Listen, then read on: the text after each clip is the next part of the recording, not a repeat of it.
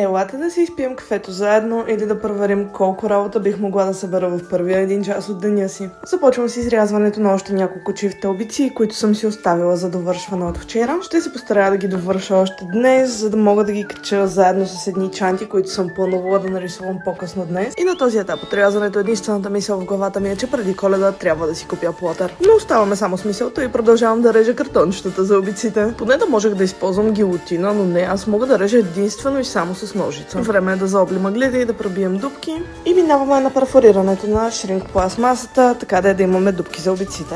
Когато приключим с това, забелязвам, че са ми останали едни книгоразделители от онзи ден, които трябва да бъдат изрязани най-накрая и продължавам с тях.